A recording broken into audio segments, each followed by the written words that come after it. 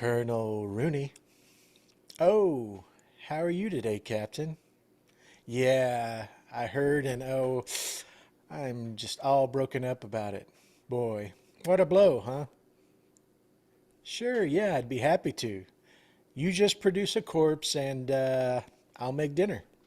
I want to see this dead bastard firsthand. Colonel Rooney, what are you doing? It's all right, Knox. It's Ferris Boyd, that little twerp. I'm going to set a trap and let him fall right into it, probably on top of another man. Yeah, that's right. You just roll his old bones on over here and I'll dig up some dinner. You know, that's just Army policy. Tell you what, dipshit, you don't like my policies, you can just come on down here and bite my big old white butt. Pucker up, Buttercup. Welcome back to the Wicked Wild, and it is the special time of Oh year. my God, I know this is coming. Thanksgiving. You son of a bitch.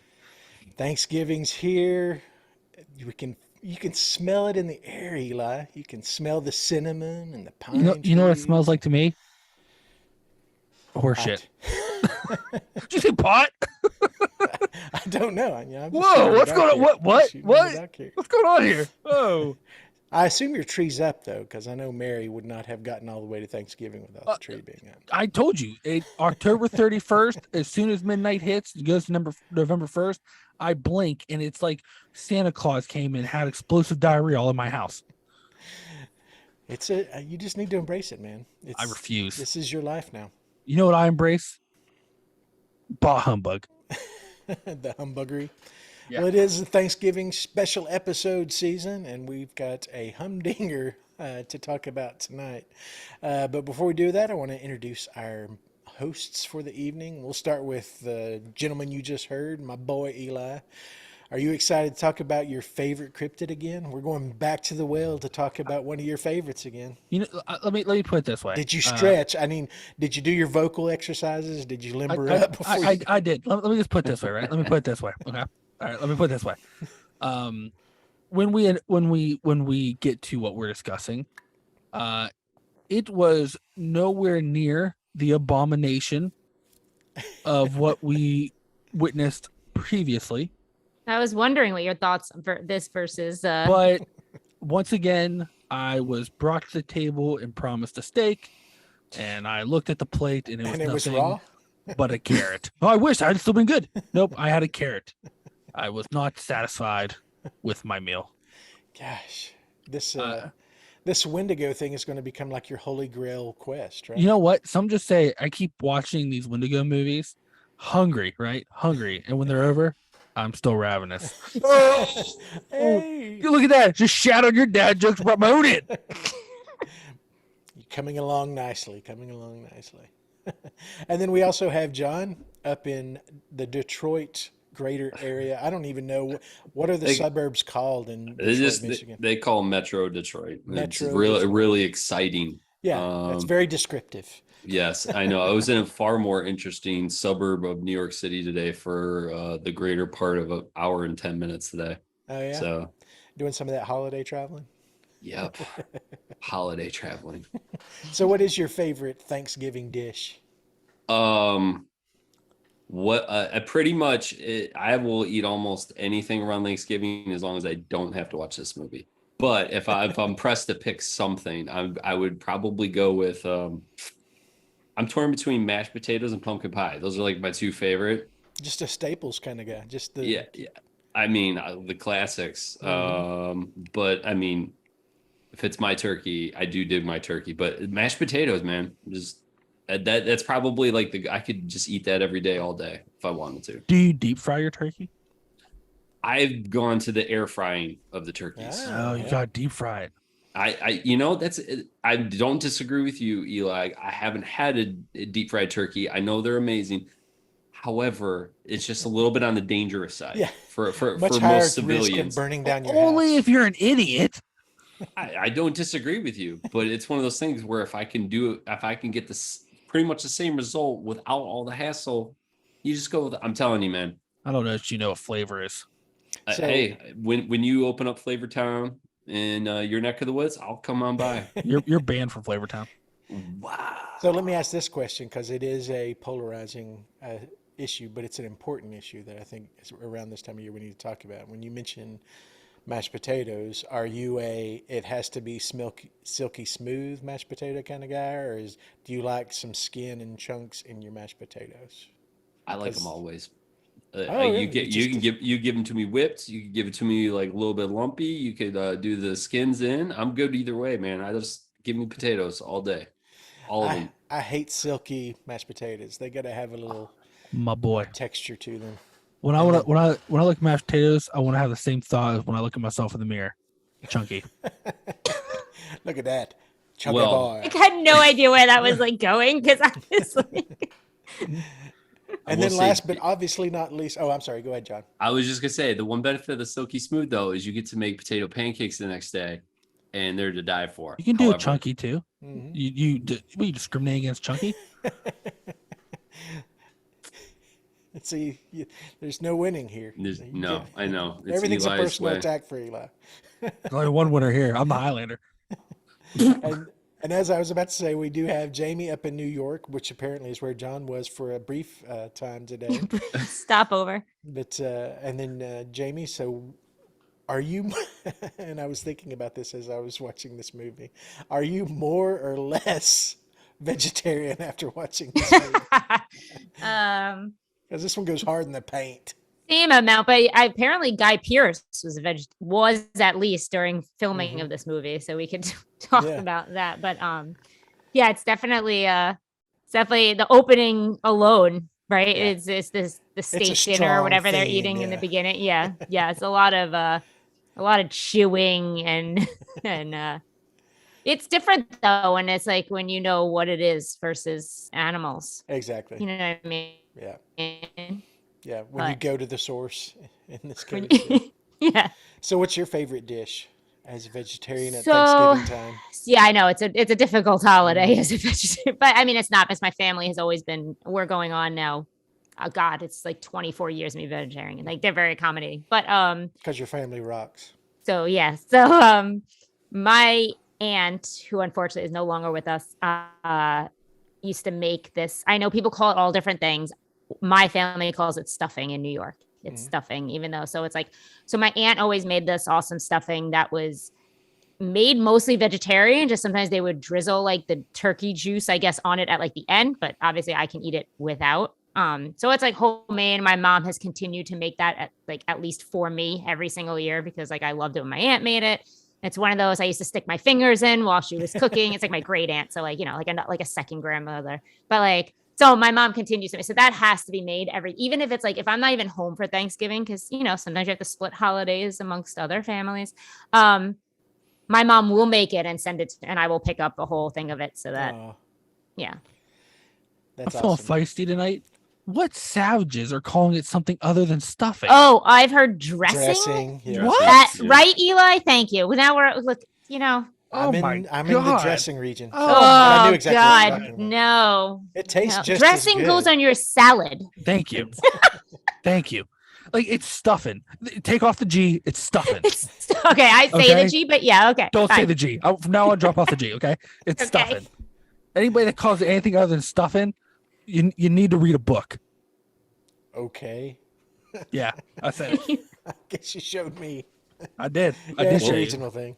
The Well, good thing Dave- is, as a vegetarian, and like I think most of you guys too, I'm sure there's some things mixed in, but like a lot of the side dishes are vegetables for Thanksgiving. right. Like so it's and mashed potatoes, like everybody was saying, because that's like my favorite. That also has to be made. Mhm. But like I could just sit there with a whole plate of like I don't need the one year, and then she's still one year my mom went all out on like the tofurkey, and I was like, you don't need to do this. Like Yeah, I'm good with all the vegetables, all the starch, all the like I'm gonna be in a food coma later anyway, and it's cool. I don't need the tofurkey. Like, Yeah, don't go out of your way to make something. Yeah. I've got plenty to choose from here. So, as we've kind of hinted, we are actually talking about a movie about, I would say, the themes of Thanksgiving. I think historically the themes of what's happening at Thanksgiving time. A little ditty from 1999 called Ravenous. And we're going to jump into it. But first, as we usually do, we're going to do our on-the-fly synopsis. And I'm going to ask Eli if he prefers light meat or dark meat? I am a light meat person just because I feel like a lot, it's real easy to mess up dark meat. And I'm not here to feel like I'm chewing on my shoe. There you go. Well, John, that puts you in the ring Okay. to give us a synopsis for Ravenous. All right. Do you Don't want mess it? this up. Do you want it short, sweet, or really short? I want a John original. I want the Okay. signature John take. Okay. We meet a coward of a soldier. He gets sent off to the frontier. He meets a bunch of lazy layabouts who are holding up a fort in the middle of nowhere. They run across this lost soul, or so we think. He turns out to be a crazy cannibal / Wendigo, and things go awry. That is a way of putting it. They do go awry in a big way. So let's jump into it. We're going to have Jaime start us off. Give us sort of, was this your first time watching this movie? Have you seen it before? Kind of what is your overall take on this one? I never heard of this. Like when you guys when I looked up the poster, I was actually shocked. I did a little research after, very little, because I would like to talk about it with you guys, and like because I have some questions, and I'll even ask it right up front because I'm very curious, and if anybody knows what the marketing for this movie was, because I could see it presented all different ways, and I feel like the audience would be either heavily let down or maybe pleasantly surprised based on what they saw in the marketing. Now, I can't really find, let's be honest, I didn't go super looking for the original trailer or anything, but when I was reading some things, I did read a lot about everything that went down with the production and all these, like, it seems to be a mess of a movie trying to get out there. But I'm just very curious what the plan was for this and who it was presented to and what it was presented as. So I never heard of it. I watched it for the first time. Then obviously I watched it on the plane, which is like actually a fine way to watch this because like it was a perfect length for the plane ride. I am so in the middle on this movie that I think I can go either way based on the conversation. And I know how certain people feel, but I don't know. I might feel the opposite, especially after reading things. I think when I started it, it took me a beat to figure out what this movie actually is. And once you do, I do think it's a little disjointed. I think it could be developed a little better. And this might all be with the things I was reading about. Apparently the movie was very micromanaged. There were rewrites. There was so there could have just been a huge disconnect making this movie, and scenes could have been cut or left on the floor and whatever. And it might have made this a little bit tighter. I do think for us having Guy Pearce the whole movie, I don't even think he's well developed. Like I feel all these characters could have a little more backstory but I laughed out loud at one point, and then I realized, how can I hate a movie that I'm actually sitting here that's intentionally funny? Like it wasn't supposed to be. It's like you were when the general when the general whatever called it a Windigy or whatever, and he goes, I know I'm saying it wrong, I'm just proving how, he says something, I'm just proving how stupid it is or something. I was laughing when he's screaming, he's licking me. But the thing is, it just sometimes felt out of place. It was just a very weird. So I think I'm going to come out on this movie after this conversation. And I don't say people sway me with what they like. I may go hard the other way if someone's like hating on it, because I don't think it was terrible. I think I was just confused at the beginning of what I was watching. Originally going into it, I was a little nervous. I don't like period pieces. I'm not really into war films. And that's why I asked what it was presented as. Because if someone saw a trailer and thought we're going into a war movie and but that's not what this is. And that is in my list. We are going to have a discussion about the marketing on this. Thank you. Because I don't even know. Interesting story. I'm not sure. And then I don't know what they wanted to give away though, in trailers. I don't know what part of this they want, or if that would confuse people. People don't know what a Wendigo, presenting that word out there, which the moment it was said, I was just like, this is in this movie. I just had no idea what this movie was going into it. This movie didn't know what this movie was. No, this did not know what this movie was, but I'm not sure I hate it for that. Exactly. I think that's not its fault. I think things happened in there. So we obviously will dissect it and get into it, but I'm literally I'm down this middle right now. You're and I'm trying to decide. I'm trying to decide if I'm getting off on this movie, off the path, or I'm going the other way or I'm continuing on it. Well, we'll just We'll see. find out. I've been thinking Everybody about stay it now tuned. for days on how I feel about this movie. All right, John. Was this your first showing too, or have you... This was, and Oh, I wow. it's Got two of you. this confirms a lot of my sentiments on the 90s movies. They You love them? are they are a style and they have an essence about them, and for the most part I'm not a fan. There's a few standouts, like love me some Scream. Can't like that was really, really big. It's just, yeah, it feels like this is like half baked at all turns, and they spent all the money on the actors, the score or soundtrack, and the sound effects. Dude, Fantastic. Yeah, I think I loved him. Thank you, Dave. At first, I wrote down silly music, and the more it was used in this movie, because it's so silly, that's the It is a point. vibe. It's Yeah. a vibe. It's intentional, and it's like, and apparently Sorry, people on John. the internet love it and own this. I just hate to break it to you, people own the soundtrack and listen to it all the time. wow! Oh, that hurt. That Sorry, hurts. John. That hurts. Whatever I had left of a soul inside me, because I mean, it's so discordant. There's happy-go-lucky music, and people are like eating people, like Exactly, it's hilarious. No, but that's not. That is the point. If that's the point in the tone, it was totally missed on me. I watched this, and I'll be honest, I had a couple last night, and I was just like, I'm like, is this me or is this movie this jacked up?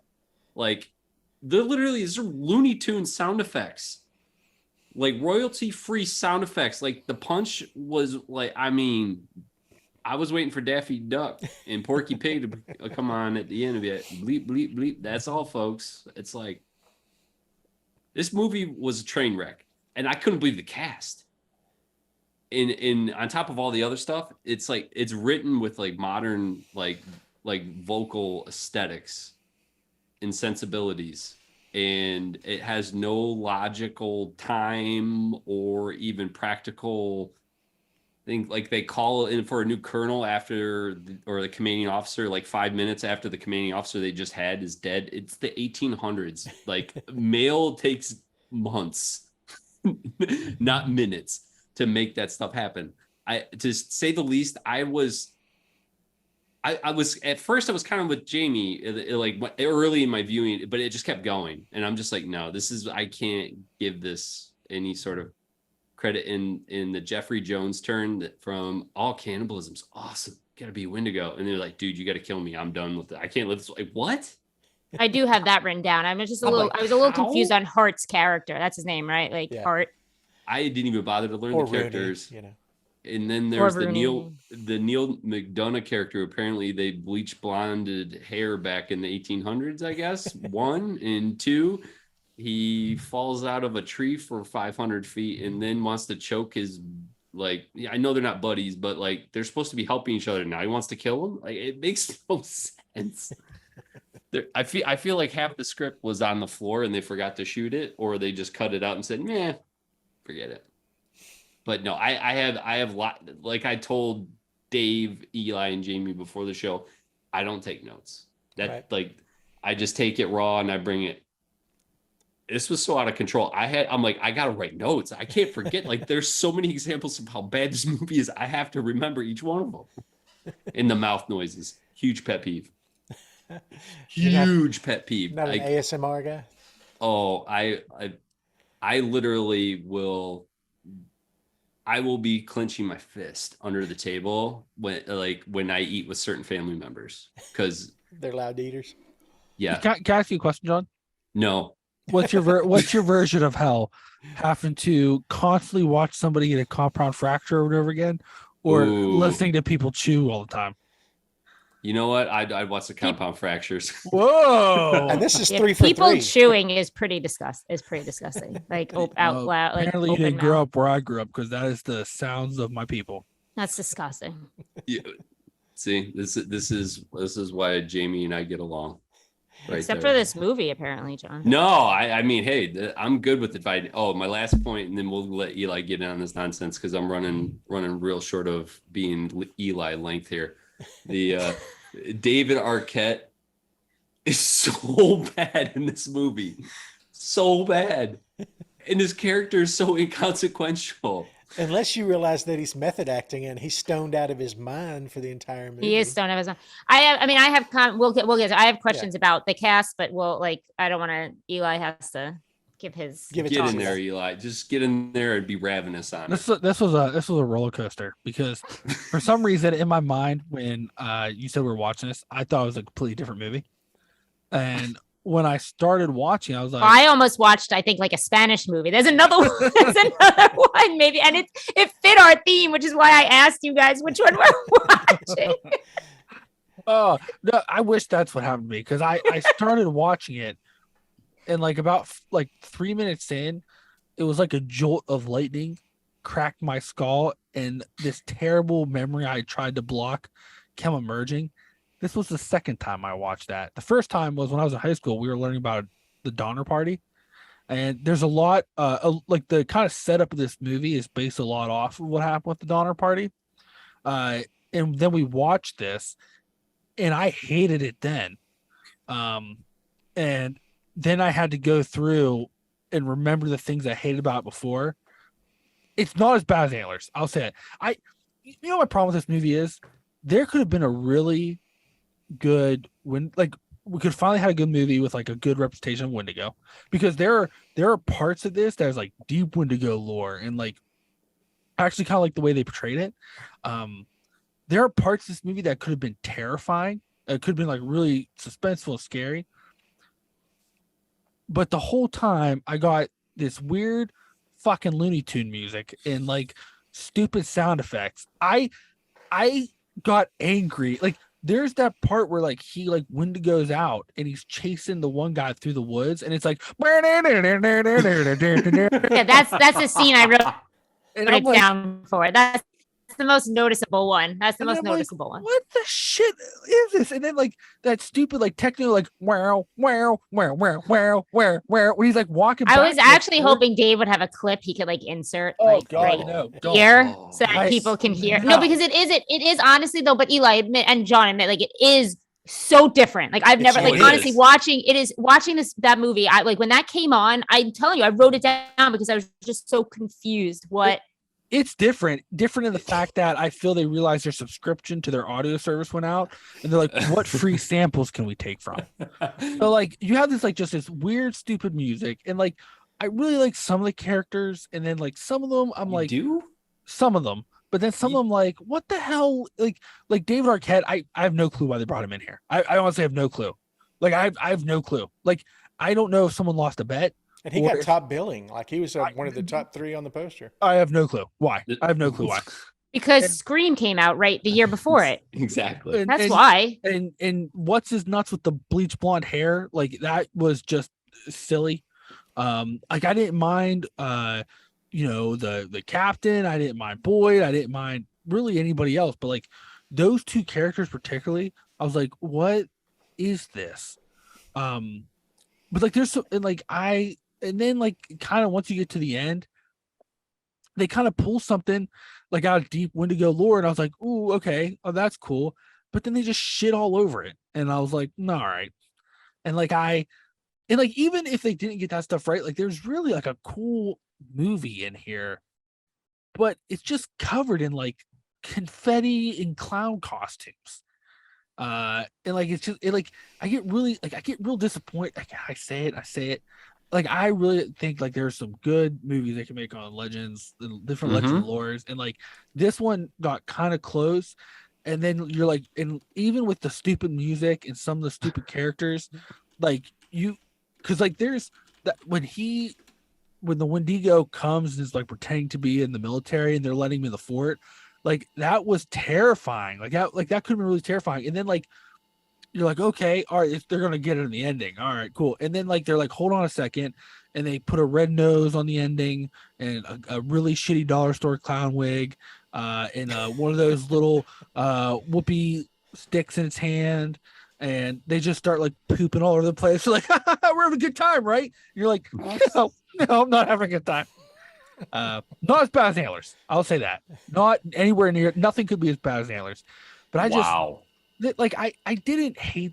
I don't hate the movie. Like I said, there's some really cool parts. Like that scene when he was stuck in that, like that pit, and he's like, you could see he's having that argument with himself about whether or not to eat him. And like, I thought it was really interesting character. Like his character, like, was already turning into a Wendigo because of from that battlefield where he was a coward.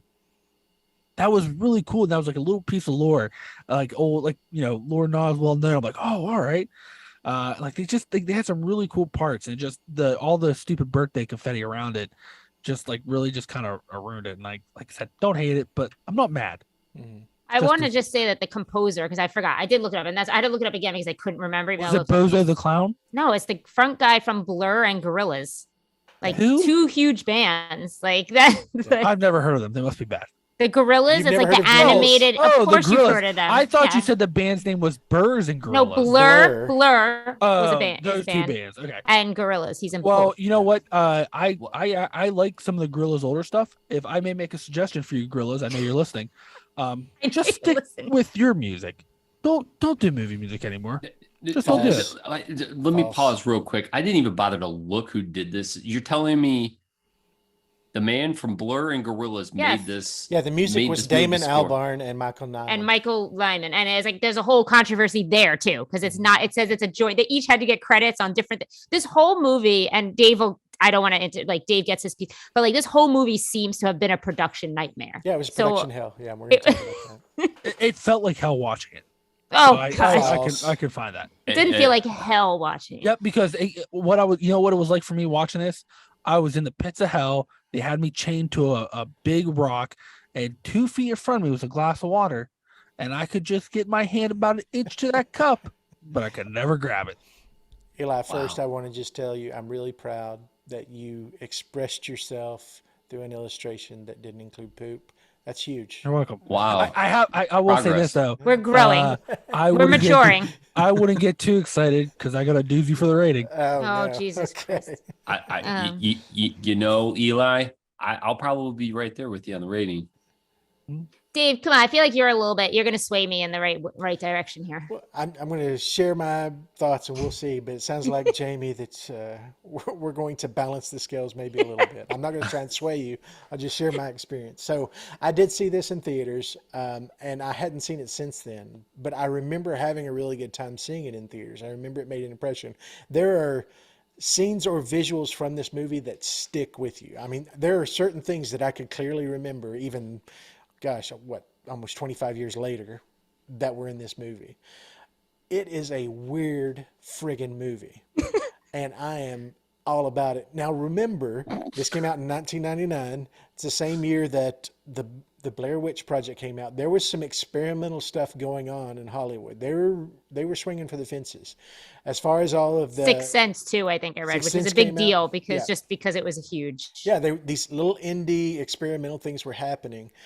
I am in full disagreement, and I love you guys, but you need to have your ears checked. This is some of the best sound work in a movie like this that I've seen, because it's fantastic in setting the emotional mood of what you're actually watching.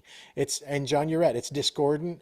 It's using all primitive improvised instruments. It's like it reminds me of The Witch, which is a modern version of that. When he made The Witch, when he produced that movie used all period piece music and instruments, and it sets a mood. And even it reminded me of what Quentin Tarantino was doing with Hateful Eight. It's all very primitive, discordant music in that as well. Now that's a little more orchestrated, more produced, but I love this. And it reminded me, as soon as I heard it, I was back in 1999 because, and I don't know if you all remember, but you know what I had, the discs of the time, the discs that I had in my car were Rusted Root and Gorillaz. And this is when Weezer was going through their experimental phase. There was a lot of this really cool, authentic, primitive music that was happening. at the time, and I loved it because it was sort of the back end of when grunge was kind of evolving or trying to evolve into what it was going to be next. And I know, Jaime's band was starting to kind of develop into their sound and all that at the same time. So there was a lot of this really new kinds of experiences, and obviously not all of it works. And I wouldn't say that this is a perfect soundtrack by any stretch of the imagination, but for what they were doing with this movie, I think it fits, and I think it fits really well because it is audacious and it is whimsical, but it is also psychedelic because of, just think of the subject matter of what they're covering in this friggin' movie. It's people eating each other. It's already a crazy concept. It's always already a crazy idea of a plot and a story. So the sound aligns with that. I will say this about, and this is my defense for what's going on there, and I'll explain why in a minute, but this is not a Hollywood film. It is not a traditional Western film. This is a theater performance production. These are all theater actors. They're overacting. They're over-exaggerating their expressions. Their voice is very melodramatic because they all come out of a British theater platform. Robert Carlyle, that's kind of where he cut his teeth. But the setting is friggin' gorgeous. I never felt like that they were pointing the camera in one direction so you wouldn't see the interstate behind them. You felt like you were isolated, and it was cold and it was gray, but it was gorgeous. This huge mountain ranges. I felt like I was in the frontier time. So as far as setting, I think it hit it. Now, as far as the backstory, and this is, I think, what Jaime was most interested in, and we'll talk about more of this. I've got some questions about it. But as far as the backstory, this movie was in production hell. It had one director, which was Milko Manchevsky, who lasted 2 weeks before the studio, Fox, fired him. And then the studio wanted to hire, and I've got his name down here. What is it? They wanted to hire Raja Gosnell. That was their favorite to become the director to take over this project. But the cast threatened to quit if they hired Gosnell to do it. You know what Gosnell's one other directorial film before this would have been, or was? Home Alone 3.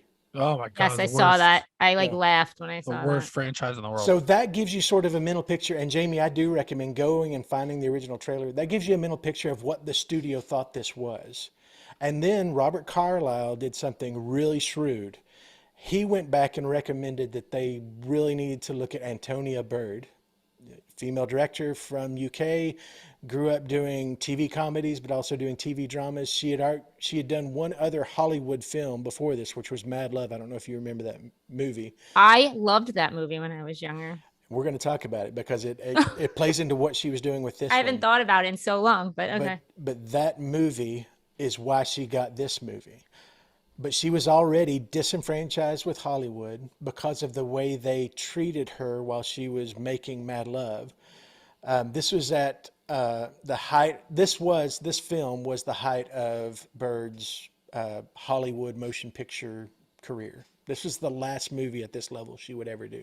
She immediately went back to doing regional theater and TV dramas as a director back in the UK. Jaime, you mentioned Guy Pearce, vegetarian, very vehement vegetarian. Antonia Bird was also very much a vehement vegetarian, which colors what you're seeing in this movie. It becomes very clear. She also passed away in 2013, but this was the movie that killed her spirit in doing big production Hollywood style films. It almost killed her, but we're going to get into that. Those are my overall thoughts. Any follow up or reaction to that? No, so wait, what did the trailer, I'm sorry, did you say, what did the trailer say it was? The trailer shows it as a slapstick comedy. Oh, slapstick. Okay. Yeah. What? Okay. Yeah, So you should watch slapstick it. comedy, does it mention cannibal? Does it mention any of the, Oh, yeah. But okay. it does it as a punchline.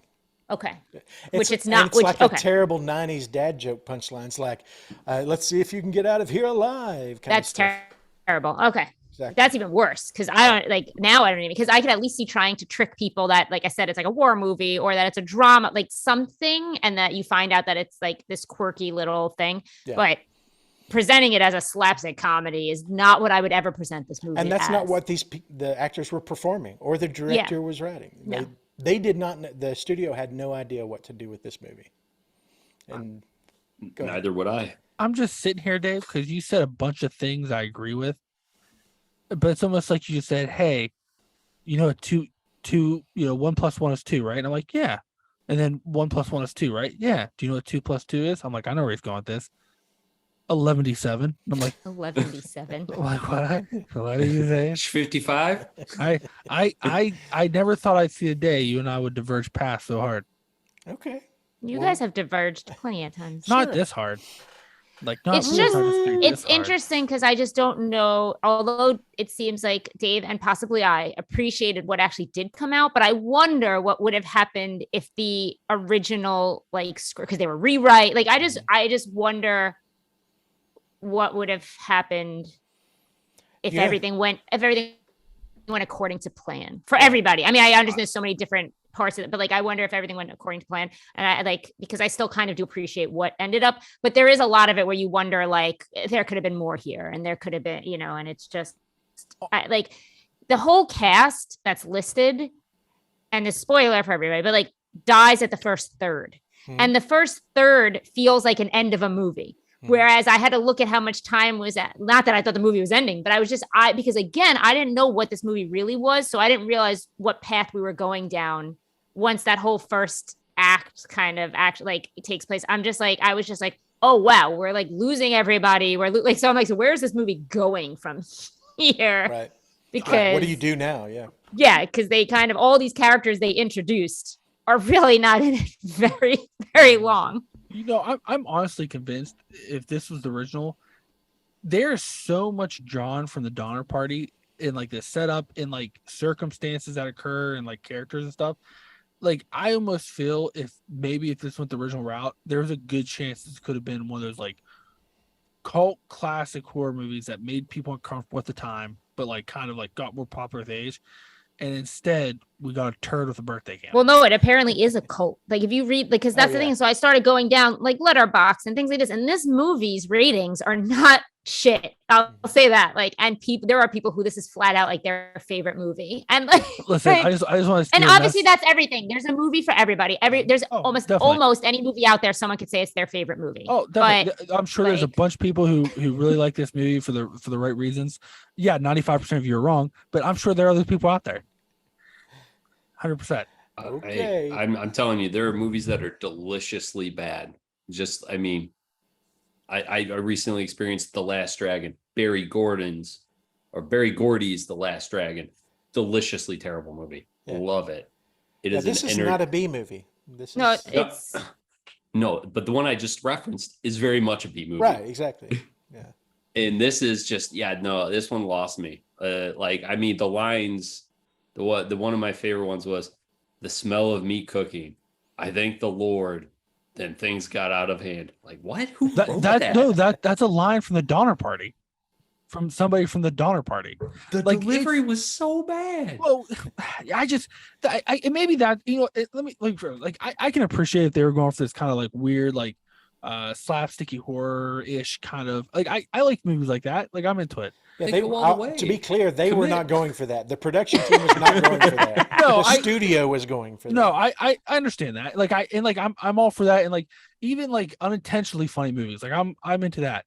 I think what holds me up is I can see the outline and the bones of just a really because and granted, I'm the minority here with the fact I like this kind of lore legend stuff, whatever.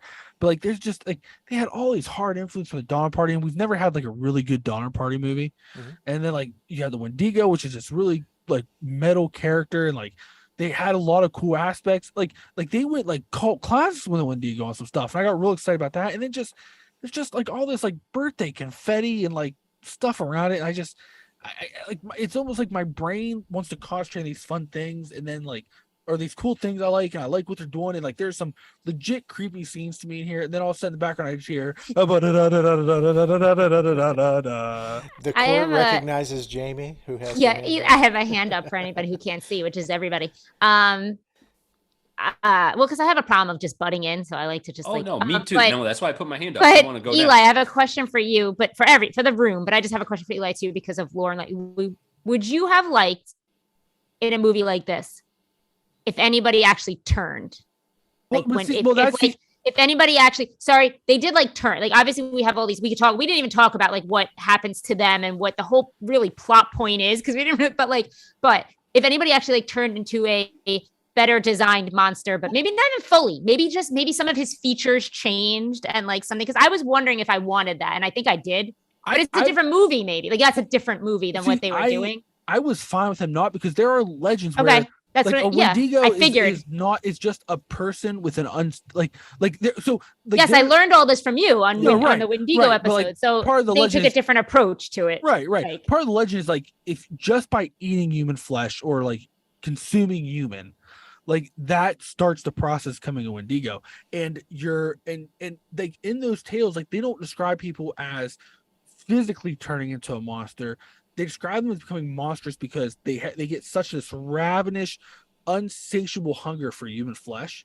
Like that's what this movie does. Which is exactly what this movie does. Right, so like they just took that aspect of it, which I know Eli taught us all this. I guess there's a little part of me that always wants a monster. And but like I thought that was just like, to me, like there are scenes where I thought that was just as scary.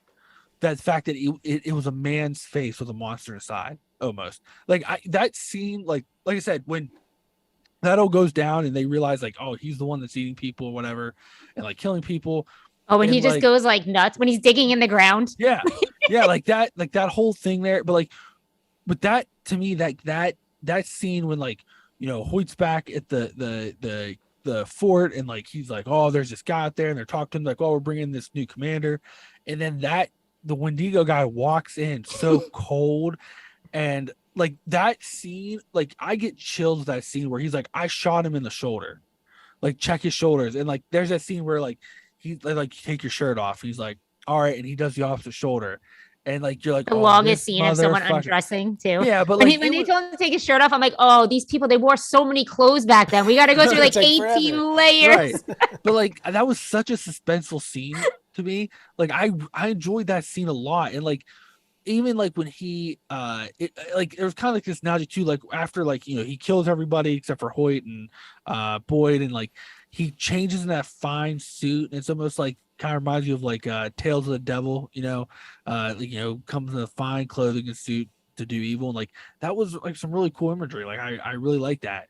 I didn't even mind their fight at the end. Like I enjoyed aspects of that. And I mean, I was disappointed because I got real excited because I thought they were going to do this little punk rock lore of that. The only way to kill a Wendigo is to trick into eating another Wendigo. And like I thought Boyd was going to like, and when the one lady like that helps take care of their stuff was like, Martha. You have, the only way to stop is you have to sacrifice yourself and do this thing. I was like, oh, are they going to do that? And they didn't. And I was like, I don't know what the point of any of that was, but okay. I was actually fine with him not turning into a monster, believe it or not. Yeah, like I was just curious because you have the most knowledge on that subject matter, and I think a part of it just goes to me is just I hear quote unquote monster in some lore, in some representation, it's a monster.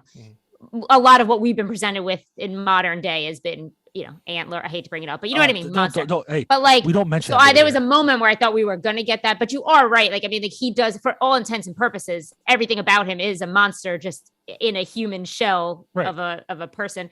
I also felt like, Dave, you had mentioned the cast all being theater and over like again. So when I started this movie, once these things click, not even that they were from theater, but that they were over exaggerating, you start to accept more of like what you're seeing. However, I kind of thought Guy Pearce then was too toned down for everybody else in this movie. Matched the I thought like what's the Robert Carlyle? He was fantastic, but I don't think Guy Pearce matched his level at all. Like I don't think Guy Pearce was at his level at all. And the one narration, by the way, they had in this movie, and it might just be because I've seen Memento 1,000 times, but like I felt like I was watching it all of a sudden because they like Guy Pearce narrate just one portion, like somewhere in the beginning, and I was like, oh, if we have to narrate this whole thing, like I just feel like because a lot of Memento is narration, is voiceover, and like.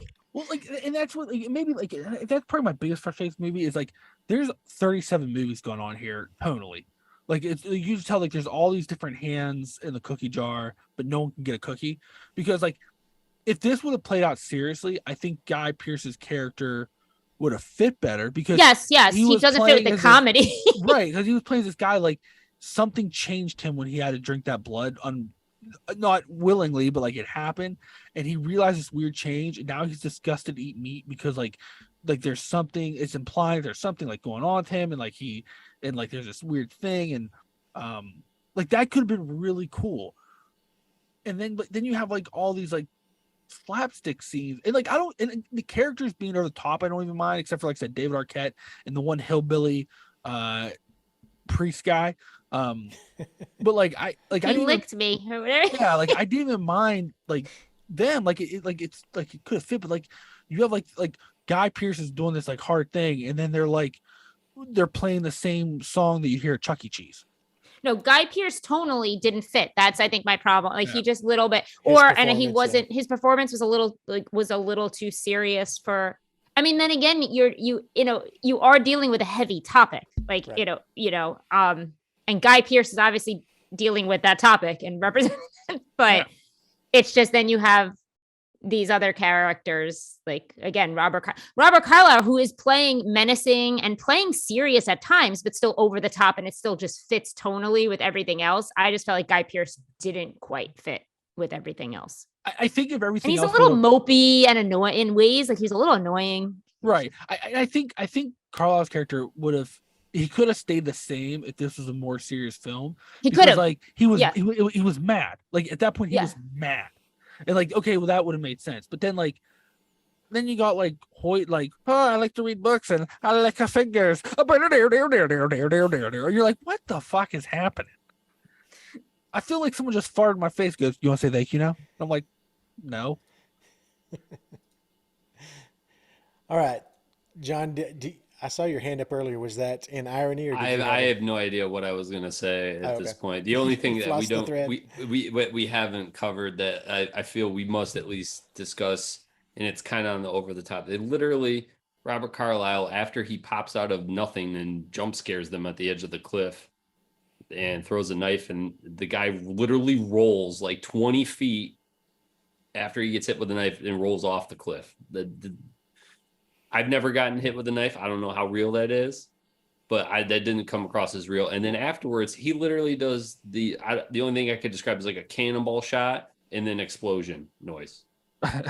All I get in defense of it's like, what? That was in the movie. That was in. I didn't even notice these things. Before Dave, before you come at me saying that I'm just being a sad Nelly, I'm actually gonna stick. Daddy's the word I'm actually gonna stick up for Pussy because that scene I found really cool because in Wendigo lore they're super fast and super strong, and there's a couple scenes where he kind of flits around, like he's like there, disappears and shows up different place, and I think that's how they were portraying the speed. I was like, I was gonna say I like that because he even him digging, like that's when you realize something. He's not, because they say it's a trap, but they don't tell you for what. You still don't really. And that's the moment you realize, oh, it's not like a trap because he's just crazy and a cannibal. It's a trap because he's a fucking, something is changed. Like he's not exactly human or exactly what he was. And when he does the digging, like I was just like, oh shit. And then like you said, the way he's moving, the way he's running around, like I was just like, oh, he's not even him anymore. Yep. Like he's not him. Yeah.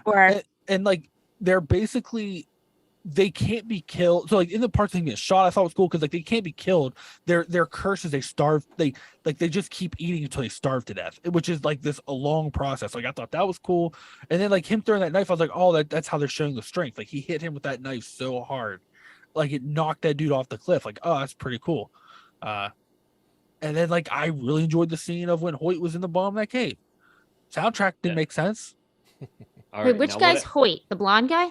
Which guy's I thought that was Guy Pearce's Hoyt. No, but he's Boyd. Or Boyd. Oh, whatever. Yeah. Boyd. When Boyd was down in the pit. I want to see. Is there a Hoyt, or are you just making up that name? There's a Hoyt, right? Is it the blonde guy?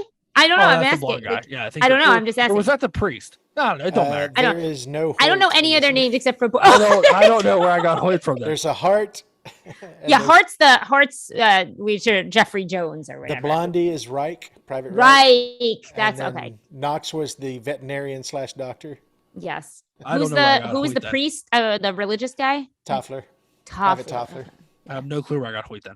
Yeah, I don't know. It's, I'm sure he was it- great in whatever movie he saw. You know what? It's irrelevant because like, but that whole part I really enjoyed. It just so like I stuck up for that scene. See what I Yeah. did there, Dave? I appreciate it. I I mean, just Did need a there? competent storyteller to tell the story. Like if Robert Eggers got this, I would probably love it.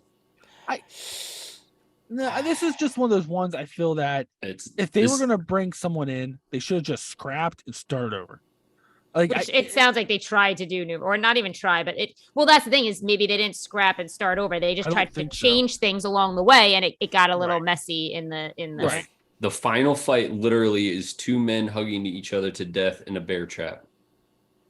And I'm sorry, but Robert Eggers taking this movie, it becomes some pretentious piece of like shit. Like it's not Yeah, what that's it why- is. which I would I rather saw watch that Dave than shake his this. head and like, yeah, I don't need Robert Eggers taking this movie and he would making take it, the like, punk out of this movie, and I love the Yes, punk yeah, in this just it's like So, because it's germane to this part of the conversation that we're having right now, let me give you a little, because I did fall down the rabbit hole on finding out how this movie got made.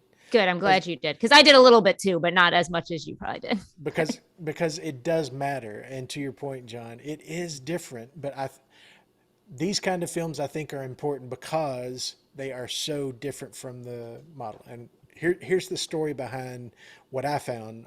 And Jamie, if you found something else, you let me know too. Like I said, when this was first produced, it was made by the studio with Milko Manchevsky, and the studio had in mind that they were going to do this period comedy kind of movie. But they hired the wrong actors. They hired these British actors, and the British actors read the script and saw the themes that were kind of embedded in the script, which was written, by the way, because it's pertinent to this, by Ted Griffin. I don't know if you know Ted Griffin. He also wrote Ocean's 11, Matchstick Men, and Tower Heist. So he's known to do comedies, but he does black comedies. Mm-hmm. He does European mindset comedies where there is some allegory and there is some heavy stuff that he covers in those. But Milko didn't. Either the studio disagreed with what Milko was doing because he was trying to make this more serious look about real strong themes, and we're going to talk about some of the themes, but they cut him loose. Well, then the person that they wanted to hire was going to be a train wreck. I can't imagine this movie being made by the guy who made Halloween or Home Alone 3. No, That would have been a freaking... It would have never made it to theaters, period. no, it wouldn't have. Absolutely not. Can you? I mean, And this was at the moment in Robert Carlyle's career that he was starting to become more of a Hollywood. He was a British actor who was very well respected there. Well, Robert had worked with Antonia on 2 regional British films before this, Faces and Priest. I don't know if you all have seen those. Priest is a fantastic movie, but it's a hard movie. It's heavy stuff about abuse and gaslighting and religion and corruption and all those kind of things. So they're heavy. And Robert, having read the script and had envisioned kind of what Ted was wanting to do with the story, he reached out to Antonia Bird about coming in and reading for it, giving her the insight of, this is your opportunity to kind of tell your story. Now, her story, as I just mentioned, started with Mad Love, which was a movie that she had gotten and co-written with somebody. And that movie originally was a black comedy about addiction. we're talking about the Drew Barrymore movie, right? Yeah. Yeah. Drew Barrymore and Chris, what's Yeah, his name? depression and It's it's about suicide. Like, yeah, it's like toxic relationships and abuse and all of those kind of things. Well, the studio gutted that movie. Like after did she they finished Mad it, Love also? they Yeah, I could gutted see that movie to make it commercial, Yep. which in turn gutted her. That was her first experience in the Hollywood machine, and they destroyed the movie. And she just went back to Europe. She just wanted to have nothing to do with Hollywood. Just kind of swore that she was never going to do it again. Well, Yep. Robert, after reading the script, said, "This is your opportunity." Obviously there are the more superficial themes in this movie of addiction. This movie is all about addiction. Like the way Robert Carlyle plays his character is as an addict. His big body motions and the way he talks about the need and the hunger and all this. It's addiction. It also talks about American drive, the way that we kind of took over the country. They even reference Manifest Destiny several times in it, but it also talks about it's sort of a portrayal to me after I read through that and kind of watched it. I watched it twice this week because after I read all this, I wanted to watch it again.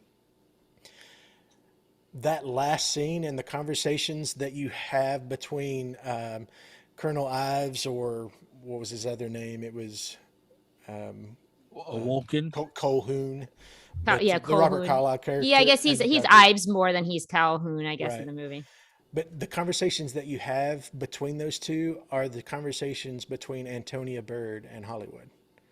Like, you can have all of this thing, but all you've got to do is compromise what you actually feel is morally correct. If you compromise those things, you can be invincible and you can be strong and you can be immortal. And when that clicked to me was a little interview that I saw with Guy Pearce, who I didn't know, but to your point, Jamie, is a strongly convicted vegetarian in his own right, has always been. The reactions you see him having in the movie when he's eating the stew, those are method acting responses because he's eating lamb stew. Yeah, I read that. As a human being, he is morally disagrees with. And I realized that that's a picture of what she was kind of communicating about her frustration with what Hollywood demands of an artist, a director, writer, actor, any of these people. It demands that all you've got to do is compromise the things that matter most to you, and you can have all of this stuff. But then when you get all that stuff, it's nightmares and drive and consumption and addiction. So that's why I think this movie should, I give it at least the respect of saying she took her shot. I almost have a sense that she did this movie the way she wanted to in the face of Hollywood, knowing that she was going to get run out of Hollywood. She was never going to make a movie at this scale again. But she had this kind of story that she wanted to tell, and it resonated with me.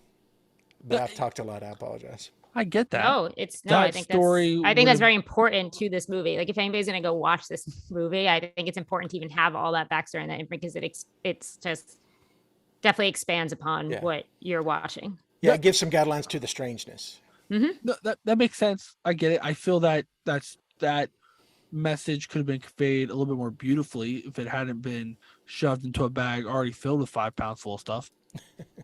And like I said, I think if that's the kind of, But like, that that's wasn't what to do. the opportunity she was given.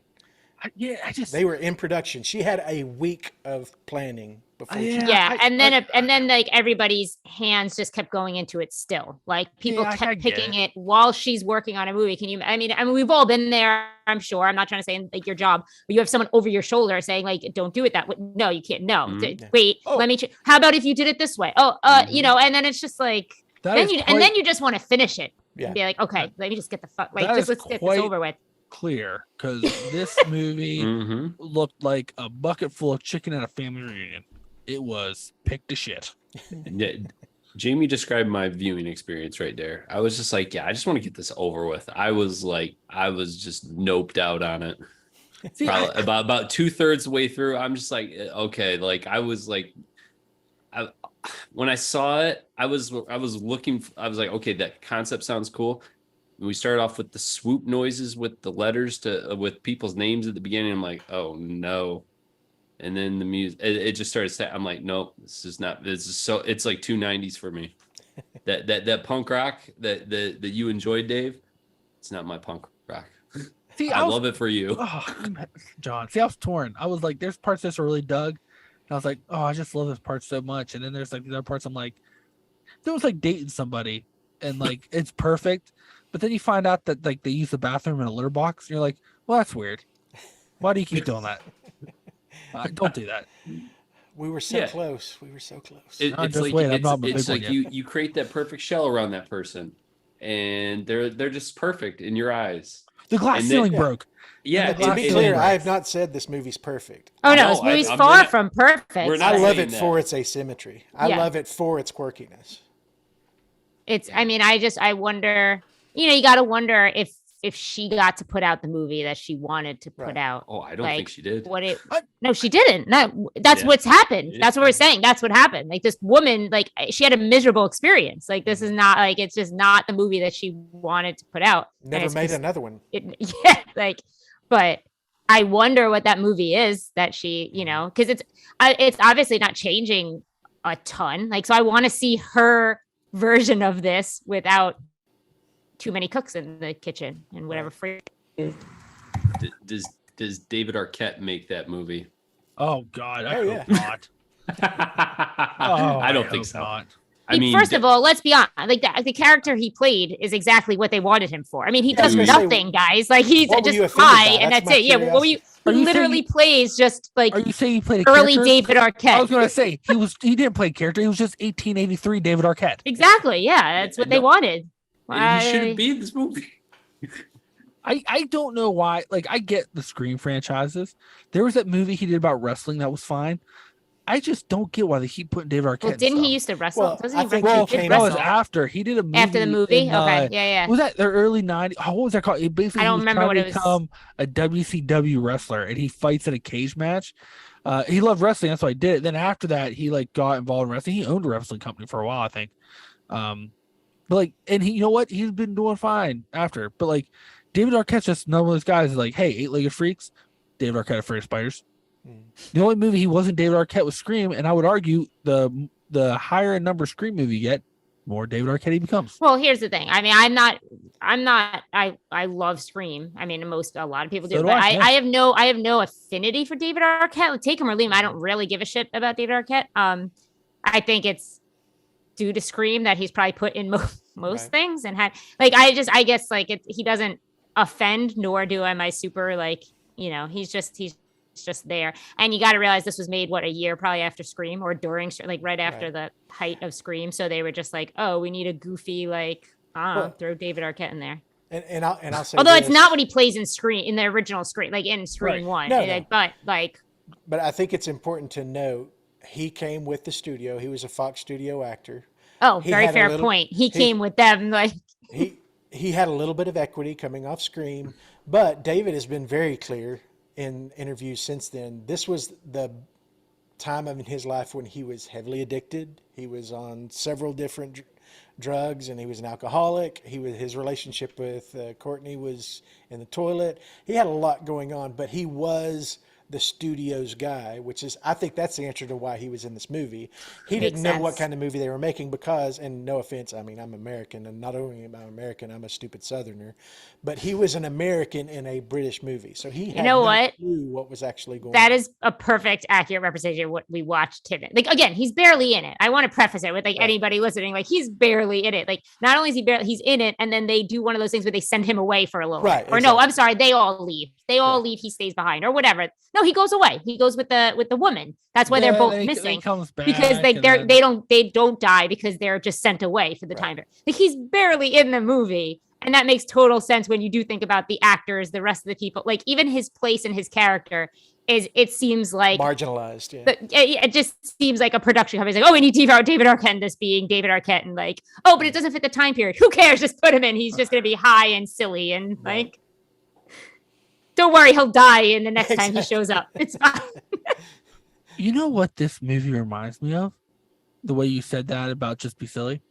This is Texas Chainsaw Massacre 2. Oh, No, but it is not. Now you're being hateful, Eli. Not and being I won't hateful. have it. Not being hateful. This reminds me, I think, because I like Black British comedies. I like them a lot. I like a lot of British movies, and I like how they do things. I can see where they were like, you can see parts of that in here. Like I can see that with you explain the story, but then there's like, it's surrounded by Texas Chainsaw Massacre 2. no. That's my take, people. That's my take. No. Take it or leave it. That's what it is. Take it or I- leave So, it. mean, but you- that leads me to one of my questions. Go ahead, John. You were going to say something. I was just going to say, Eli, you're not Texas Chainsaw Massacre 2. I did write this note that they had a gravestone that literally had just unknown in all caps across it. That's a very Texas Chainsaw Massacre 2 like thing, and it felt so out of place in this movie. Well, no, like that's actually historically accurate. Yeah, that's what they would Yeah, do. what do you want Oh them my to g- write? That's actually historically accurate. Like I like that a lot because, They find a body that's been mauled by wolves. Yeah.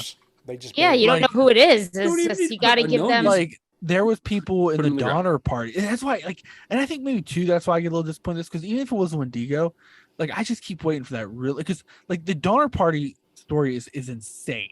Like those people were cursed from the day they left the East Coast to head to the West Coast, and like I keep waiting for that story, and like there's parts about them having unknown graves, some of them, and like I really like when I saw it, I was like, oh, that's a neat little like there is these neat little moments. like moments, like not even just Wendigo stuff, but like these historical moments. Because like I said, like the whole beginning basis of this movie is pretty much the Donner Party. There's this, it's right at the beginning of the the Spanish American War. You have this random fort kind of out in the mountains of California. This guy shows up saying he's with this group. It was led by this guy that said he knew a shortcut that he never traveled, and it wasn't a shortcut; it was a long cut, and they had all these issues. The long cut. And then they started eating the horses. Then they this, then they ate that, and then they started eating each other because someone died, and then they started killing each other and eating each other. And Oh wait, I have a question about that was I the don't. Donner Party. I don't eat meat, but all the oxen and horses only lasted them a month. Does that sound right? You think about it this way, right? So that's your only food source. I get that. I was trying to think of that. You're So, only, but can't you when you- ration like a meal a day No. to survive? Like And what? will spoil. no, that's one. The meat will spoil. Oh, I see But it. two, when you get lost in the wilderness, one of the biggest issues, if you're like ever like you're playing Crash and you're stuck without help, Yeah. is you can have a full belly and still starve to death Mm. because you're like you need like fats and things like that, and your body will keep wanting to eat if you're not getting those fats because it knows it's going to start cannibalizing itself. So like there's stories of people with the Donner Party when they got back, their body was so malnourished and like they were so fat that they actually ate themselves to death because their body was like, we need fat, we need fat, we need fat, we need fat, and then they ate themselves to death. So like that Okay. so it gets weird. Like it's weird. And then like it's weird too, because like humans, if you want to get real weird, fat's technically not mixed in with the meat, it's layered around it. So a lot of people aren't gonna think to eat the fat because they're like, Okay. oh, I want to eat the meat. John, what were you gonna say? Nothing. Okay. Well, the next question I had, because it is on this, and we've talked around it a little bit, and I genuinely am curious because there are, to your point earlier, Eli, there are several layers to this layer cake of themes and different things that you can draw out because it's British and it has a British sensibility. And Ted Griffin, you know, even Ocean's 11, which is a very Hollywood movie, it has a ton of layers and themes going on within that. So for each of you, what was the theme that really came to the forefront? Because I think it could be different depending on where you are and kind of what you're expecting from the movie. What were the themes that stood out to you? You know, I thought there was this cool one of the other things, there was like this little like with Boyd, not Hoyt. There was this cool kind of thing about PTSD. In the sense of like, you know, back then no one knew what that was. But like watching him kind of go through this, and I almost feel like they were being a little cheeky and they're like, it's the Wendigo. But it was really him, like his brain trying to handle like out of battle or whatever and trying to figure that out. And like I was like, oh, that could have been a really good correlation if there wasn't all these dancing clowns around it. It's funny because that was something a theme I was like going like interested in too, is like I guess his redemption arc in a way. And I'm not saying you're gonna redeem yourself for what you did or didn't do in the past situation, but like obviously that was weighing on him, and that was something that they brought in right away. And I think in a way that's part of my underdeveloped plot a little bit. Like I just, because again, he was obviously like dealing with it the whole movie, but I felt like it wasn't always, and maybe it's not supposed to be at the forefront of his, I'm not saying it's his character, it's his driving force, but it's brought up so many times, but then kind of, I don't know. I just like, and I also like this is not. This just reminded me, and I'm so sorry. I don't want to diverge from your topic of the question of like, but when Eli was saying something before, I do wish, in a way, one of the things that was a little disappointing to me was the ending, and I do wish what Eli brought up, because I didn't know that you can kill one by sacrificing yourself. What did you say? Eating one, Well, like, and then it you would can kill trick you or it. whatever. I wish they did that, because I knew, not I'm saying right away, but like obviously when she says like you have to kill, like I knew he had to kill him, but also had to die, because like you didn't want the opportunity for him to eat him to stay alive. Like you knew that had to the sacrifice had to happen, but I wish it happened Eli's way, because it just makes it a little bit more interesting than we both need to die at the exact same time, or I have to die after you because Right. I need to make sure that you don't eat me to stay alive. Sorry, that went off Dave's thing. I didn't want to, but I was thinking it while Eli was talking, and then I completely forgot about it. But it's just, I wish it had that ending, because then maybe it would have been. But that would almost fall into a heroic ending, which I don't think is. He, See, yeah. I don't He did think not so. earn a I mean- heroic ending. I don't think it would have been a heroic ending. He's an though. anti-hero. He is a coward. He is embraced, and he is shown as he's a coward. The only reason he doesn't want to be a Wendigo is because he's a coward. It's not because. Oh, he's true. making I something- get- But it- well, if you remember them is- talking about in the beginning, with death, when like he was kind of talking to that guy, death is a coward's way out. Like they say that. So that would have followed. Which is the what he theme. tries to embrace when he's broken his leg, compound fracture, John, in the hole, and what's his name, the blonde, is dead, staring at him, judging him, and he has the opportunity at that moment to make the heroic choice to die rather than eat this other person. I And want he- to disagree there, because it's implied that he's there for Well, several you can, days. but you'll be wrong. I'm just No, trying to you know save what? you from. Hey, listen, because here's why. Because I think that's a different scenario, because he lay there for several days, and when you're starving to death, there gets to a point where Eli is not in control anymore. I'm just a being trying to get food. Like there's no rational thought, there's no morality thought, there's nothing. I'm an animal. I'm a lizard person. My lizard brain's activated. So like I think that's a different scenario. And like, yeah, he tried hanging on, but then it got to a point where he was past the, well, now that's Boyd or Hoyt or whatever you want to call him. That's lizard brain guy. That's just straight survival at that point. So I don't know if you can compare that. Like I don't know if you can say like, Yeah, I don't that think it is is. the I don't think that's the same. way it's portrayed, because you can see him making the decision in the way in his performance of being angry with himself that he's made the decision. I'm going to do this. He is though. If Maybe he's like See the dying souling. if he's dying a coward too, though, like why even go after this guy? Like he seems like a runner, or like he's a coward. Like he doesn't like. Why not abandon them all at some point? I guess I you're think going he nowhere. hates him Like, because he's embraced this life. because Because the other guy's embraced. Because the other guy has right, embraced. he wants him dead because he's able to make these decisions that Boyd's not able to make. Because he's brave or whatever. He's I also fucking- think yeah. in which I don't think it's developed very well, but like there's that one scene when like he's like thinking or whatever. I think he realizes like, oh, I'm in this process from when I drink that blood. Because they imply that like when he's laying with those dead bodies and the blood's in his mouth, Mhm. and he's like something took over and he like jumped out of that cart single-handedly, took over for it. He literally breaks that dude's neck with his hands, like by like the twist of the neck. That's the start of him actually turning to Wendigo. He's been turning the whole line. And like then it's implied like that beginning scene where he's like eating the meat and he's disgusted. He's not disgusted because he doesn't want it, because it's like trauma like this. It's he wants it so bad, and now he's realizing like, oh wait a minute, something's not right here. Because then he asks that guy when he realizes like, oh, you ate somebody, did you get this weird feeling? And so he's putting the pieces together throughout. And I think the reason when he decides to stop them is he realizes, oh, like I'm becoming this. And I almost think that once again, if this been developed better, but I don't think he went to her to ask her how to kill it because he's like, I want to be a hero. I think he was thinking in terms was there a way I can save myself? He was Got still it. being a Well. coward. Well, I guess of the themes too. Like I guess I gravitate or follow along most with like just even compromising morals for, and whether they're cowardly or brave morals. But even not to sound as a vegetarian, like you're always wondering like what you would compromise.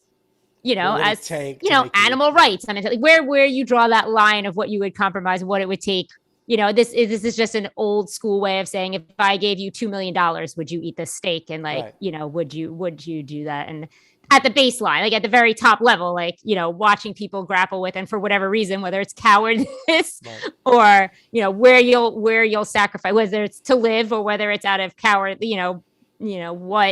where that line comes into play. Right. I mean, it's been asked to me before, even in blatant terms of when would you or would you not in this circumstance, And it's really provocative to me, like I'd mentioned earlier about Guy Pearce, who is an actor who has decided to have his professional career be aligned with this telling stories, and the story is what's in charge, and the story is what matters, but also having a personal conviction about animal cruelty and all those things to make him a vegetarian. And he's in a movie doing his job to the best of his ability, but the job requires the one thing you have to do is compromise that. Even if you're not going to consume it, which he doesn't, after she calls cut, he's spitting the lamb out. He spit it out. He But didn't you really can- have to do that, though. Right. Let's be honest. For a But movie, you can I mean, you can see him putting it in his mouth, and Yeah. you can see the dead look in his eyes of he wants to be anywhere but there at that moment. And he's sort of self-hating that this is what it takes for him to have the career that he has. I wonder how sick he got during that whole shoot. I have no idea, but he did not look well. He looked, I mean, he took, and I know he's a method actor, but he took the being emaciated to, it was obvious that these people looked hungry, which, except for Jones, who never looked hungry. Oh, you know what Guy Pearce's problem was? He'd never been What? to the good going crowd. Oh my God. All right, we're going to have to wrap it up soon, but John, were there any themes that stood out to you? I think everybody covered all the themes that I could pick up on. Okay. So Jamie, I think any we're other big good ones? there. Well, I know we're all over the place and we're going to rate this, but I have enjoyed the conversation, and I hope at least I kind of communicated why, the why of this movie has value. This movie. I was gonna say, I think actually of all the not of all the movies we cover, whatever, but like this conversation to me has been one of the best just because of backstory and themes and even exploring things just in the with what Yeah. And I went down. I totally understand that it is unfair to expect an audience to go look all this crap up in order to put this movie in a frame. It was work that I was willing to do because something about this movie resonated with me, and I wanted to understand why it was so quirky, why it was so non-Hollywood, why it still worked, and why all these things were kind of loaded on what the studio and the trailer was presenting to me as Ace Ventura goes to Fort whatever. I'd watch that movie. Ace Ventura trying to wrangle a Wendigo. Oh God. So All anyway, in. But but I get it. The movie should stand on its own. This one probably doesn't, but I think there are things about this movie that really worked for me. And cannibal movies, first and foremost, are hard to pull off, whether you go serious or comedy. Period cannibal movies are extremely hard to pull off. I think it had a lot going against it from the start, but I did have a couple of pieces of trivia to. Oh just my to line God! I things know up it's here. coming, you son of a bitch! I know it's coming. No, I was just going to tell you, I mentioned Ted Griffith, the writer. Uh-huh. He got the idea from this film by reading Dashiell Hammett's The Thin Man, which I don't know if you all have read that, but it's a great little story. And I think he saw the absurdity in that story in the book and wanted to make something that would stand up and be sort of a structure for the things that he was going to tell. What? I'm waiting for it. I know what you're gonna do. It Just doesn't have to do be it. every week. Yeah, Oh, exactly. every time he does, we don't do trivia every week. Yes, he does. He But- always has like Yeah, interesting okay. facts in every episode, He in has every interesting movie. facts, but he does not define it as some trivia and then give me that sly like. You are so salty. Yeah, I think I you're know what's gonna pulling happen some here. things out of. I think You just wait. He did Okay. to me last time. Just wait. Here it comes. I'm waiting for it. Good. What other trivia do you have, Dave? So harsh. I'd mentioned about Raja Gosnell. He went on to make some interesting movies. everything he made after Home Alone 3 with Fox or in his career were these really dumb comedy movies. So I tried to put my mind around what this movie would be if he had gotten a hold of it. I'm just glad it didn't happen. Yeah, I can't even think of what this movie would be. And then the other one that was interesting to me because, and Jaime mentioned this, because I am a big Gorillaz fan, and this was the time when they were kind of getting together, and like I said, Rusted Root was another band that was very experimental in the way that they were doing their music. But the group that he had put together to do this soundtrack was it was made up of amateurs, like people that were not professional instrumentalists and all of that kind of stuff.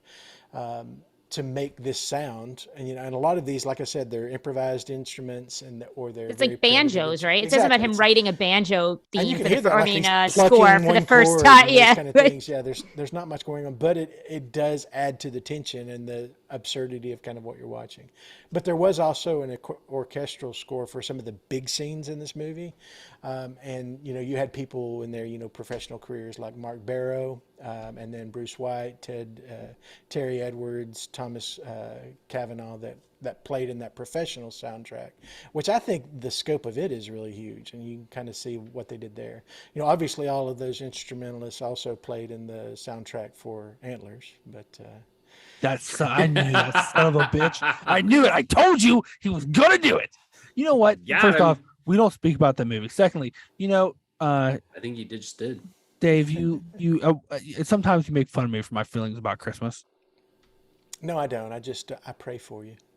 Well, what would make maybe me one day your heart will grow three sizes. You know what would make my heart grow 3 sizes? I don't. If one day they could just make, well, besides poop. No, if one day they could just make a really good Wendigo movie. That's all. One day.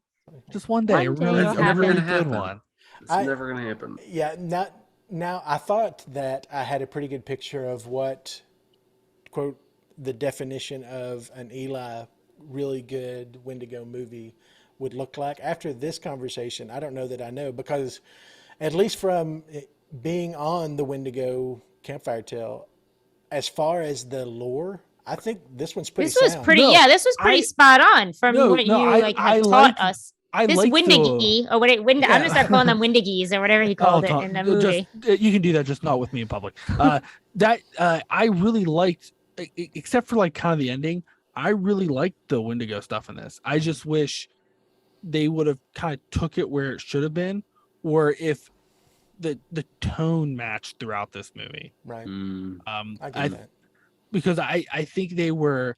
You want a serious horror Wendigo movie? Is what doesn't necessarily be like. I don't know if necessarily be horror, because you want it to be a creature feature at least. Is that what you're wanting? No, I mean I was fine with him being dealing human. I think what I really liked was, like they said, they really like a lot of this was directly from the Donner Party, and to me I kind of liked was you had this thing, but like I could see where if they would have played it totally right, like, well, should we be worried about that, or the fact that he is starving to death and willing to eat somebody who's been dead for 3 days? Like that, like it could have been like you have this like psychological kind of thing going on. I think I'd like, but don't get me wrong, like this is probably one of the most accurate Wendigo portrayals I've seen, which I enjoyed quite a bit. Like I really liked him as the Wendigo. I liked how they kept him human looking. I liked how they portrayed like how fast he was by him like flitting around. I liked a lot of that quite a bit. I just wish it would have been like good all around it. So I've been like, wow, this is a fantastic Wendigo movie. Wendigy or whatever that guy said. Windigy, I think. I don't remember. I wrote it down, but I wrote it as Windigy. I don't know. So I'm not sure how he said it, but it was perfect. Well, I guess at least we're moving in the right direction then. Maybe someday, Eli. Maybe someday. I'm just saying, Dave, if you want to get my heart to go 3 sizes too big for Christmas, make me a good Wendigo movie. That's all you want for Christmas? That's all I want. I don't think Santa makes Wendigo movies, but you can watch about Santa. Pretty sure Supernatural already nailed the Wendigo story. Huh? Are you on drugs tonight? No, I'm just saying they did the best version of it. What? we're not going to go into the supernatural Wendigo tonight because we are going to jump into our Trailblaze rating system. And I'm going to let John kick us off since I cut him off. Sorry, brother. Oh no, you're good. I honestly can't remember all the different trails, but I'm pretty sure this is one I'm going to go off the trail and just exit from this movie. I'm not. So it's brown. Oh, okay, that's the brown trail. It's Yeah, painful and uncomfortable. I don't know. It all depends on the kind of mood. I think honestly, if I did a green trail, this movie would probably be amazing. But There you go. I wasn't there for that. Didn't take that journey. But I quite honestly, this movie, like I wish I could have gone back to watch it with you, Dave, in the 90s, because the 90s, like that time period. It does have the energy, yeah. Yeah, like you and I have already had other 90s movies conversations on other titles that shall remain nameless for right now, and everybody can enjoy the mystery. But if you weren't there in the moment, it doesn't really hit the same, at least for me. But yeah, no, this is a no for me, dog. Brown Trail. All right, Eli.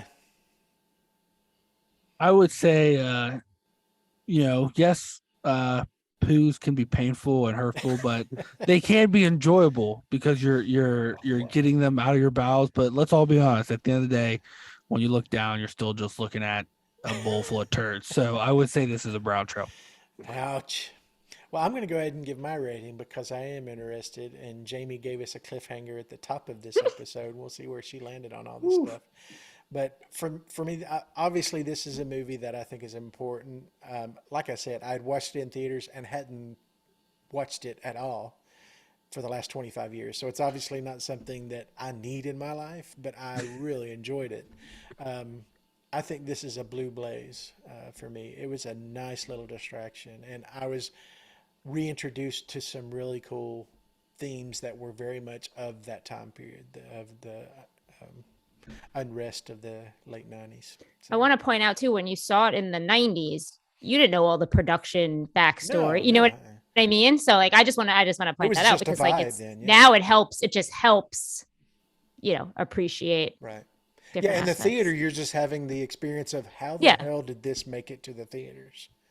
But now I know, but at least seeing it in the theaters, it's like going and seeing a garage band at your local dive bar. And like, it's not great. It's not perfect. They're not all masters at their instruments, but I'm having a really good time. Me? Am I up?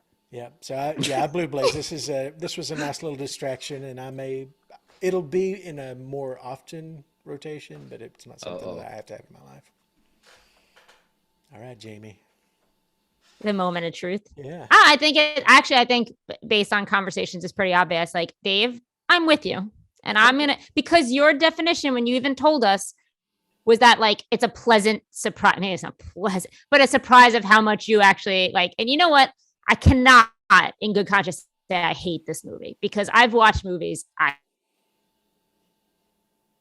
hate.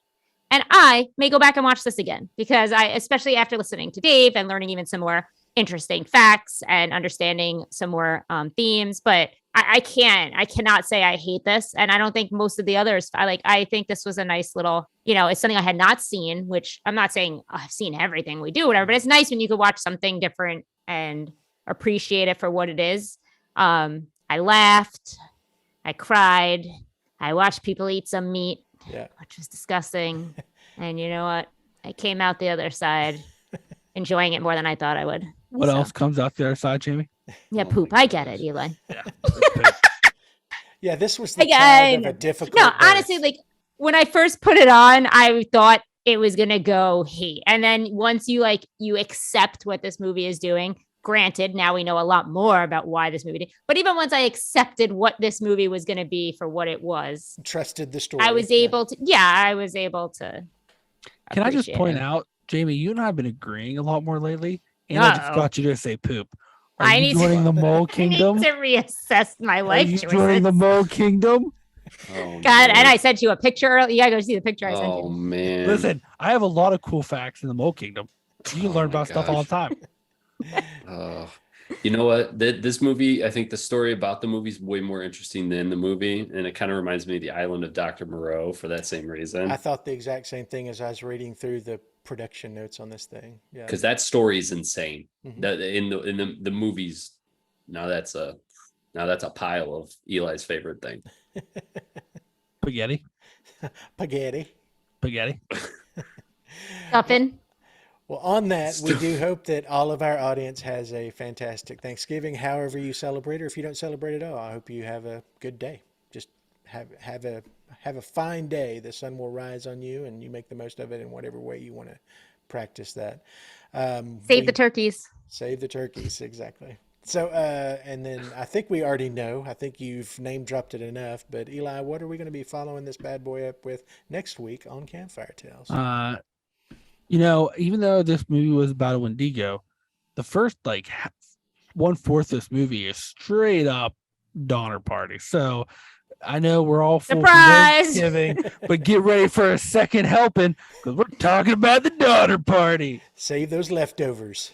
I will just say this, and I don't do this often because I like to be the one that gives you the answers and the real truth. I'm going to be recommending a book this time too as well because this story is so crazy. It's one of my Stranger Than favorite Fiction. books. I gotta read. You don't have to. I'll tell you the fun parts of it. Oh, okay, good. okay. Okay, thank you. Listen, Give me you the and cliff notes. Listen, you and I, we need to keep this going. I feel like, we need to keep this going. I feel like I can get you over to the Mole Kingdom. Don't do it, Jamie. Don't do it.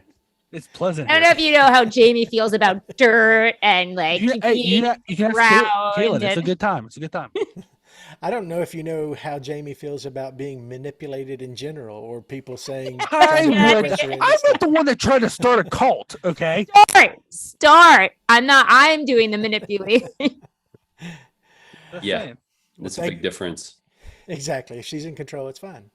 So thanks again for everybody for listening. We hope you enjoyed this as much as we do. I think you have at least enough information to kind of figure out for yourself if this is for you. But hope you make a wise decision and watch it. I'll just leave it there.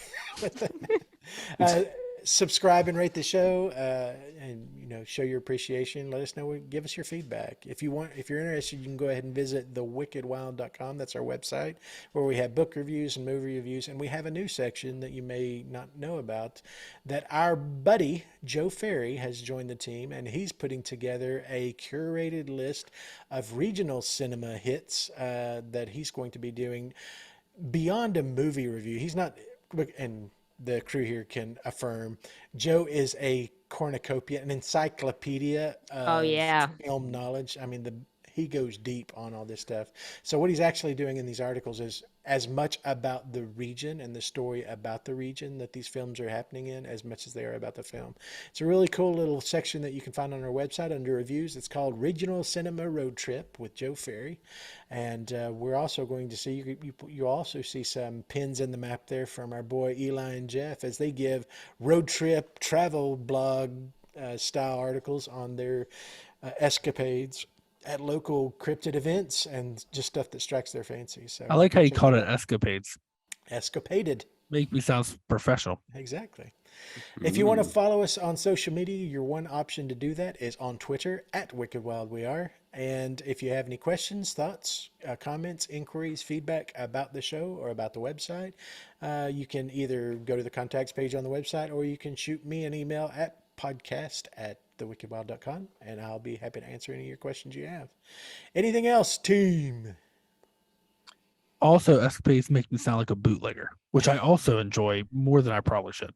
Yeah, I'm afraid if you're an Appalachian bootlegger and you use the word escapades, then you're an FBI revenue or you're going to get shot. Or do you just know the lingo to make them think that you're with them when really you're an actual bootlegger? Yeah, now we're in Princess Bride. Does he think that I think? Does he think? That he's... Hey, I don't know if you noticed, that is how I have all the conversations on here. There's only one winner of these games, and it's me. You just got to think it through. And as we always say as we close out our episodes, John. The only way you'll find yourself is you go out there and get lost. Boom. There you go. Wait, did you see how you mocked our accent, Dave? I don't think he. That wasn't a mock. He did a southern twang. I don't know if I, like it. I think he embraced it in spirit. I think it came from a very. Trust me, I sincere got roots in place. the South, man. You weren't born in the woods. I don't need to be born in the woods. That was my. Okay, Dave, cut this off. Cut this off quick. Run! Bye, everybody. Eject. Bye, everybody.